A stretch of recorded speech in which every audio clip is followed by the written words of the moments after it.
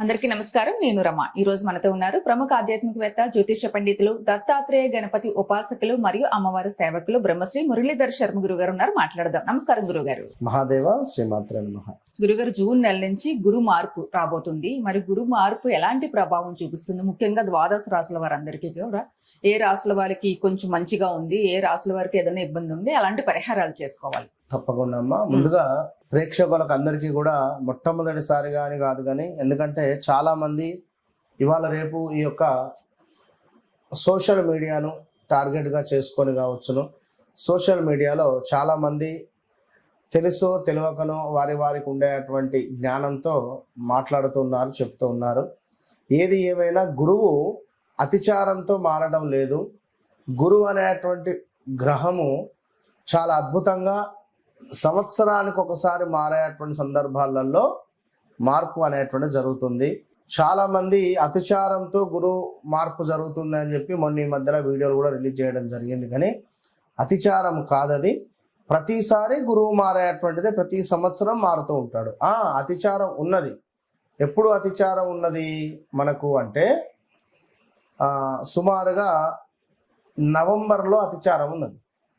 సుమారుగా నవంబర్లో గురువు సింహరాశికి వచ్చి మళ్ళీ వక్ర దృష్టితో వెనక్కి వెళ్ళి మళ్ళీ మనకు ఈ యొక్క కర్కాటకంలోకి రావడం జరుగుతున్నది. కనుక ఎవరు ఎలాంటి ఆందోళన పడాల్సినటువంటి అవసరం లేదు. ముఖ్యంగా ఈ యొక్క ద్వాదశ రాశులలో ఏది ఏమైనప్పుడు గురువు అంటే మనకు ఎలా అంటే ఒక ఉద్యోగం, ఒక గృహ నిర్మాణం, ఒక వివాహ ప్రయత్నాలు, ఏది అనుకుంటే అది మనకు అద్భుతంగా ముందుకు సాగే విధంగా ఉండేటువంటి పరిస్థితులు. అదేవిధంగా కొంత stomach related issues, chest related issues, గొంతుకు సంబంధించిన సమస్యలు, చెవికి సంబంధించినటువంటి సమస్యలు, అదేవిధంగా మనకు ముక్కుకు సంబంధించినటువంటి సమస్యలు, వీటి వల్ల కొన్ని ద్వాదశ రాశుల వారు ఇబ్బందులు పడేటువంటి పరిస్థితి ఉంటుంది. అందులో మొట్టమొదటిది ఇబ్బందులు పడేటువంటిది మేషరాశి. రెండవది వచ్చేసి మనకు కర్కాటక రాశి. మూడవది సింహరాశి. మనకు అలాగే చూసుకుంటే నాలుగవ రాశి వృశ్చిక రాశి. ఐదవ రాశి ధనస్సు రాశి. ఆరవ రాశి కుంభరాశి. ఈ 6 రాశులకు సంబంధించి కొంత ఇబ్బంది కలిగించే సందర్భాలు ఉన్నవి. అయితే ఇందులో ముఖ్యంగా ఏ అక్షరము అంటే అనూష, అనిత, అఖిల, అరవింద్, ఆనంద్, ఈ పేర్లు. రెండవ అక్షరము లక్ష్మణు, లక్ష్మి, లలిత, లలిత్. ఆల్రెడీ వీరికి సుమారుగా ఒక 10 నెలల నుండి వ్యవస్థ బాగాలేదు. మినిమం ఒక 8 నుండి 10 నెలల నుండి వీరికైతే ఎలాగూ బాగాలేదు. అది ఎవరు ఏమిటి అనేది వారికి వారే క్వశ్చన్ వేసుకొని చూసుకోండి, నేను చెప్పింది సత్యమా కాదా అని.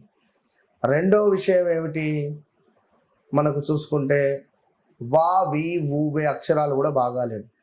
వసంతు, వంశీ, వరుణు, వినయ్, ప్రదేశ మార్పులు, స్థానచలనాలు, గొడవలు, మనీ రిలేటెడ్ ఇష్యూస్, అప్పులు చేయడాలు, నమ్మిన వారి నుండి మోసం పోవడాలు, ఇలాంటివి సిచ్యువేషన్స్ ఫేస్ చేసిన సందర్భాలు ఉన్నవి ఫేస్ చేస్తుంది. రెండవది హెచ్ అక్షరం వారు జాగ్రత్తగా ఉండండి. వీరు ఆల్రెడీ 2022, 23, 24 ఇబ్బందులు ఎదుర్కొన్నారు. ఇక నెక్స్ట్ సింహరాశి. మా, మీ, మూమే, ఎం అక్షరము, టీ అక్షరము. వీరికి కొంతమేర ఇబ్బంది కలిగించే పరిస్థితి ఉన్నది. ఇప్పుడు చూసుకుంటే తమిళ్ విజయ్ సంబంధించి పేరు రీత్యా తనకు వృషభ రాశి రావడం జరుగుతుంది. వృషభానికి ఇప్పుడు విపరీతమైన గురుబలం ఉండడం ద్వారా అద్భుతమైనటువంటి యోగం వచ్చింది. అదేవిధంగా మా, మీ, మూమే మమతా బెనర్జీ. ఉదాహరణకు అర్ధాష్టమ శని మొత్తం బ్యాడ్ ఇమేజ్ కానీ బ్యాడ్ అంటే లైక్ ఉన్నప్పటికీ కూడా ఫెయిల్ అయ్యేటువంటి పరిస్థితి ఉంది. ఇక రెండవది ఇంకొకటి ఏమిటి అంటే మనకు ఇక్కడ నా, నీ, ను, నే అక్షరాలు. నా, నీ, నూనె అక్షరాల వారు జాగ్రత్తగా ఉండండి. మరొకటి బా అక్షరము, బాబి, బూబే పేర్లతో మొదలయ్యేటువంటి వారు. ఇక మరొకటి ఎస్ అక్షరం, సా, సి, సు, సే కుంభరాశి. ఇక నెక్స్ట్ మీనరాశి బాగుంది. సో ఓవరాల్గా ఒక 6 రాశులకు బాగున్నవి, 6 రాశులకు బాగాలేవు. మరి బాగున్నవి బాగాలేవు ఏ రకంగా ఉండబోతున్నది అనేటువంటిది మనము పూర్తిగా క్షుణ్ణంగా తెలుసుకునేటువంటి ప్రయత్నం చేద్దాం. ఏదేమైనప్పటికీ కూడా వ్యక్తిగత జాతకం వేరు, గోచారం వేరు. గోచారంలో నడిచేటువంటి ఫలితాలు, వ్యక్తిగత జాతకరీత్యా నడిచేటువంటి దశ అంతర్దశలు మనకు ప్లస్ యోగాన్ని తెచ్చిపెట్టేటువంటి సందర్భం ఉన్నట్టయితే మనకు ఒక యోగం ఏర్పడుతుంది. ఒకవేళ గోచారము గ్రాచారం అనేటువంటి రెండు కళ్ళలాగా రెండు చూసుకోవాలి. ఫలానా రమేషు అంటే ఫలానా తులారాశి, మన జాతకరీత్యా నాది కుంభరాశి వస్తుందంటే రెండు చూడాలి. సో ఏది ఏమైనప్పటికీ కూడా మరి ఈ 12 రాశుల వారి గురించి తెలుసుకునే ప్రయత్నం చేద్దాం. గురుగారు, గురు మార్పు వల్ల సింహరాశి వారందరికీ ఏ విధంగా ఉండబోతుంది? తప్పకుండా అమ్మ. సింహరాశి వారు ఎవరైతే ఉన్నారో మరి సింహరాశి వారికి ముఖ్యంగా గురువు యొక్క మార్పు అనేటువంటిది మీకు ఒక ఇబ్బందికరంగానే ఉండబోతుంది, ఇబ్బందికరంగా ఉంటుంది. సో ఎందుకంటే గడిచిన ఒక 11 నెలల నుండి సింహరాశి వారికి సంబంధించి, ఎందుకంటే నేను కామెంట్స్ చూస్తున్నాను, నాకు వచ్చే కామెంట్సే కుక్కలు తరుముతూ ఉన్నవి సింహాన్ని కానీ, లేదా కుక్కలు వెంటబడుతున్నాయి మా రాశి వెంట అని కానీ ఎన్నెన్నో అంటే ఫన్నీగా చాలామంది కామెంట్స్ పెడుతూ ఉంటారు. సో ఏదేమైనా కూడా ఒకటే విషయం, టైం బ్యాడ్ ఉన్నప్పుడు యాక్సెప్ట్ అంతే. సో సిచ్యువేషన్ 2024 ఆగస్ట్ నుంచే బాగాలేదు. ఇక 2025 మార్చ్, ఏప్రిల్, మే నుండి పూర్తిగా వీరి అవకాశాలు చేజారిపోవడం కానీ, ఓకే నాకు బాగా లేదు అని అనుకునేటువంటి పరిస్థితులు వీరికి అర్థమైనటువంటి సందర్భాలు ఎన్నెన్నో కూడా ఉన్నవి. ఈ యొక్క సింహరాశి వారికి స్ట్రైట్ ఫార్వర్డ్నెస్ కొంచెం తక్కువ చేసుకోవాలి. ఎందుకంటే చాలా ఒక అధికారం చెలాయించాలనేటువంటి బుద్ధి కావచ్చును, లేదా నా మాటే సాగాలి అనేటువంటి విధంగా కూడా ఈ సింహరాశి వారికి అధికంగా ఉంటుంది. మరి సింహరాశి అని కాదు, 1వ తారీఖు, 10వ తారీఖు, 28వ తారీఖు జన్మించినటువంటి వారికి అందరికీ ఉంటుంది. నెంబర్ 1 అనేటువంటిది కొంత అది లైక్ సింహరాశికి సంబంధించింది. సూర్యుని యొక్క దృష్టి అధికంగా ఉంటుంది.